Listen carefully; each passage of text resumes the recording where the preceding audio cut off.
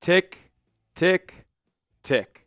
1 day away from Jonathan Kuminga being trade eligible, and we really see these Warriors trade rumors ramp up. On today's show, we have new info on the Jonathan Kuminga trade saga, new interest from a new team, and some more stuff that we got to get over before Jonathan Kuminga ends up getting dealt. Before we dive into it all, though, make sure you are subscribed to the channel here at Warriors Today. We've been keeping you tapped in with everything you need to know about the latest Warriors trade rumors, Jonathan Kuminga's trade saga, and it's not going to stop now. So go down below, hit that subscribe button if you're new, and help us hit our next milestone of 102,000 subs here at Warriors Today. Just need 74 members of Dub Nation to go down below and hit that sub button.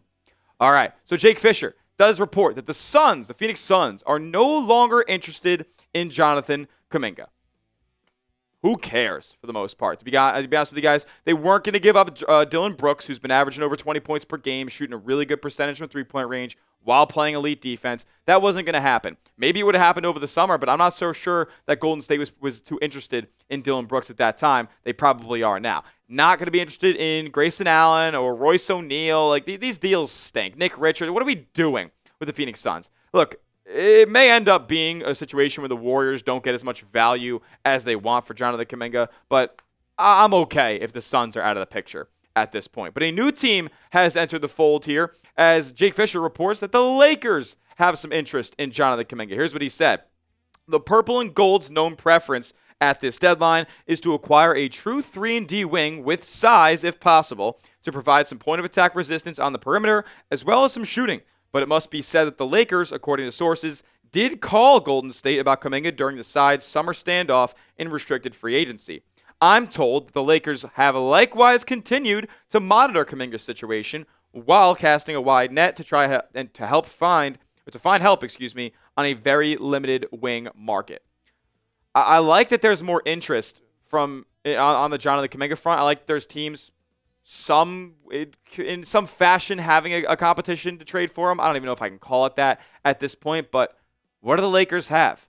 Outside of the Luka contract, outside of the LeBron contract, things are pretty slim pickings over in Los Angeles. And respectfully, guys, I'm not trading for Rui Hachimura. I'm not doing it. This guy stinks. Yeah, he's shooting the ball efficiently this year, but is a 12-point per game scorer really going to move the needle for the Golden State Warriors when they're trying to win a championship? No. Now, are they going to have to pivot back to this name after things don't work out with some of the bigger names they're targeting? Maybe, but as of right now, I have no interest in trading Jonathan Kuminga for a package headlined by Rui Hachimura. We are aiming much higher than Rui Hachimura. We want Michael Porter Jr. in Golden State. That is the one name that is out there at this point that I believe could truly take this team over the top. He's a 6'10", shooter who shoots 40% from three-point range on volume. He's averaging 26 points per game this year, and he can rebound the ball as well. That would solve a lot of issues for this Golden State Warriors basketball team. But at this point, Dalton Johnson is reporting that the Golden State Warriors have not yet made an offer on Michael Porter Jr. Now, this was quoting a Brett Siegel aggregated tweet where he said that the Warriors got a trade offer of Kuminga, Moody, and Hield in a first, but he was saying what a framework would look like. It wasn't actually a reported offer. Dalton Johnson just confirms that the Warriors have not made an offer yet on Michael Porter Jr. They've been hesitant on him from what he's heard and remain cautious with their future draft picks. I'm getting pretty nervous at this point, guys. This is going to be a disaster. This is Joe Lacob somehow, some way, fumbling the tail end of Wardell Stephen Curry's career. We'll talk more about that in a moment, but we know that the Brooklyn Nets, the team that has Michael Porter Jr. at this point, do not want Jonathan Kuminga. So the Warriors have to find a Jonathan Kuminga suitor, whether that's the Sacramento Kings and they get a deal done with something along the lines of sending Zach LaVine to Brooklyn and getting Jonathan Kuminga, like Zach LaVine in a first to Brooklyn, and then Warriors send a first to Brooklyn. Like, maybe that way they get their adequate value back for Michael Porter Jr., but you still have to find that third and maybe potentially fourth team to make a deal work with how the current CBA looks in the NBA. So it is, I'm not so sure how likely this is at this point, guys. I would love for it to happen. I think it could happen, but I'm not holding my breath saying that it's guaranteed that Michael Porter Jr. is a Golden State Warrior. Now, more from Siegel here on the whole Nets trade situation and what would happen if there isn't a Michael Porter Jr. trade. He says, should talks with the Nets fall through and neither Pelicans player is to be moved, that's been pretty much confirmed at this point, expect the Warriors to pivot to secondary wing players and front court talent. And this next quote, I don't know if you're going to like it. Players like Naji Marshall, Ayo Dosunmu, Haywood Highsmith, Daniel Gafford, Robert Williams, Bobby Portis, and Dean Wade are all on the trade market and would be more affordable options for the Warriors outside of their top 3 targets, being Porter Jr., Trey Murphy, and Herb Jones. This is going to be a disaster, folks. This is going to be an absolute disaster. Joe Lacob has done irreparable damage to this franchise. Not trading Jonathan Kuminga for Pascal Siakam, not trading Jonathan Kuminga for Lauri Markkanen, not trading Jonathan Kuminga for Paul George. There's probably other names that he withheld him from in trade talks as well. And it makes absolutely no sense. And now we're all the way at this point where they want to trade Jonathan Kuminga, obviously, but they don't want to trade 2 first-round picks to do so. Oh, but they also want to trade Moses Moody because he hasn't lived up to the hype, yet they think that Moses Moody's going to add value in a trade package to acquire Michael Porter Jr. These guys live in fantasy land. It is utterly ridiculous. Like, we're talking about Naji Marshall, Haywood Highsmith. Haywood Highsmith's the guy I would have wanted to get thrown into the package with Michael Porter Jr. I mean, this isn't a guy who I'm trying to trade for, and that be the only move that Golden State makes at the deadline. That would be embarrassing. Joe Lacob would have people with pitchforks and torches outside of the Chase Center day in and day out if that's the move these Golden State Warriors make. That would show an ineptitude. That would show a lack of will to go all in for the Hall of Fame top 5 level player on your roster in Wardell Stephen Curry. This would be an utter disaster if the Warriors go with one of these names that we just talked about over a guy like Michael Porter Jr. or they can't get a Michael Porter Jr. trade done. None of those names give you a shot. None of them. They all keep you at the exact same pace that you're at right now. Hovering around 500, maybe a play-in team, maybe not if they end up going down a dark road the rest of the season. God forbid an injury happens to one of your best players, like then you're really screwed, and your replacement is Naji Marshall. That'd be an issue if I'm the Golden State Warriors. So they got to get a deal done here. We have a day until Jonathan Kuminga is trade eligible. Hopefully it's Michael Porter Jr. because that kind of feels like an all-in move for Golden State right now. And if he's not available or they can't make a deal happen, then they're screwed. I'm saying it plain and simple right now. They are screwed if they can't get Michael Porter Jr.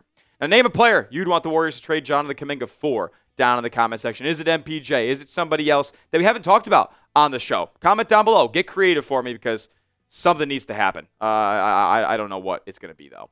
Now, coming up next, we're going to get to the news from the Warriors and Blazers game as there was a big-time blowout in the Chase Center on Tuesday night. We're going to break that down in the back half of today's show. But first, I got to tell you guys about our sponsor on the program, and that is PrizePicks. Whether you're starting a new routine or making player picks for the first time, trying something new can be hard. But in life and on PrizePicks, it always feels good to be right. With high-pressure playoff matchups every weekend and elite hoops action almost every night, the action never stops. And PrizePicks lets you take control with the best daily fantasy sports app in the game, where all you guys got to do is pick 2 to 6 players and just pick more or less on their projected stats. It is so much fun to play. I've been a customer longer than even been a sponsor here at Chat Sports because it's so simple. It takes less than 60 seconds to create a lineup. You can mix and match all different sports and stat types. You can even throw multiple stat projections from the same player in the same lineup and use it only on PrizePicks. Now, as far as my picks for this upcoming weekend in the football landscape, I got Brock Purdy more than passing yards, Matt Stafford Brock Purdy less than passing yards, Matt Stafford more than passing yards, and Bo Nix less than passing yards. You can tell my picks or fade my picks. Just do it at PrizePicks. Download the app today and use the code CLNS to get $50 in lineups after you play your first $5 lineup. That's code CLNS to get $50 in lineups after your first $5 lineup. PrizePicks. It's good to be right, and all that information is clickable down in the comment section and description of today's video. I mean, could they miss last night? Unbelievable performance from the Golden State Warriors on the perimeter. Ended up hitting 40% of their threes, 23 makes from outside. I mean, and this was a game that was not really competitive from the jump. The Warriors jumped out to a double-digit lead in the first quarter. They ended up going up 24 by halftime or 26 by halftime. And then, the Blazers made a little bit of a run there late in the game, but it was never really all that competitive. They were missing Jeremy Grant. They were missing Denny Avdia. And they just didn't have any scorers on the roster. Didn't get that Caleb Love magnet ball that we got early on in the season. So great effort from the Warriors here on both sides of the ball. They forced 22 Portland Trailblazer turnovers as well. But I'll tell you right now, Steph didn't really play all that well. And this is kind of continuing to cement the narrative that Steph is not a front runner. He's quite the opposite, as a matter of fact. He can't shoot when this team has a lead. But when they're trailing, he's the guy who's clawing them back in to basketball games. Kind of crazy that Steph's field goal percentage is higher all time when the Warriors are trailing versus when they are winning. So anybody who ever had that narrative about Steph, you can nip that in the bud. Jimmy Butler was pretty good in this game as well. 16 points for him, 6 rebounds, 5 assists. Solid efficiency from the field as well, 5 of 7. He got to the line as well, 5 of 5 from the stripe. Jimmy, when he's out there with these lineups that include, him as well as 4 bench guys, those lineups usually do pretty well. So if anybody's telling me that Jimmy Butler isn't worth the money or Jimmy Butler's not playing at a top 25 level at this point, they're wrong. Just because he can't size up defenders and take step back threes over guys doesn't mean that he's a bad player. He is making things happen on defense. He is basically calling the defense and telling everybody where they need to be. He's facilitating things on offense. He was literally running point guard last night against Portland. And he's making the right plays and not turning the ball over. Would he have 0 turnovers in the game? Shocker. He does that basically every single night. So, Jimmy, solid effort there. Draymond didn't do too much in this game. He started actually the first quarter scoring a bunch. I don't think he ended up scoring in the second half. But 7 rebounds for him there, 4 stocks on the game. He continues to be an elite defender. And we're kind of seeing him turn a corner with the nonsense that he had in the late December month and early January.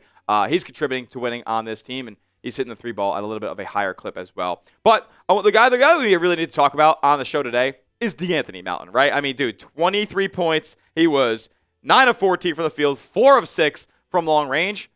This guy might be on the best bargain deal in the NBA. He's making a vet minimum contract right now. This is a player they brought in on the mid-level exception last year, $15 million. And now he's only making $2 million. He's playing even better than he was the first 6 games of the Warriors season last year. So I love that DeAnthony Melton's being a contributor. He is on his way to being in the starting lineup of this team, especially when you consider the fact that Moses Moody could very well be traded here in the coming days. So I'm a big fan of DeAnthony Melton. Shout out to him. I also want to give a big shout out to Guy Santos as well, who continues to do the dirty work. Listen to this stat line.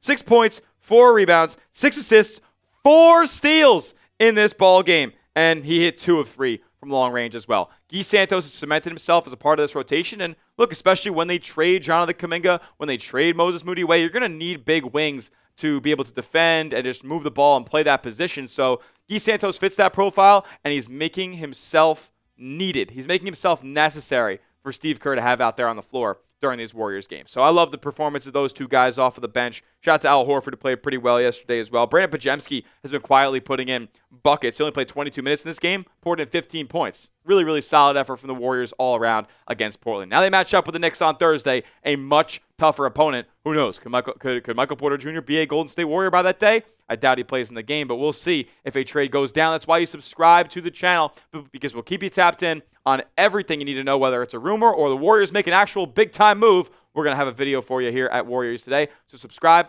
turn your notifications on, and we'll see you guys next time. As always, let's go Dubs.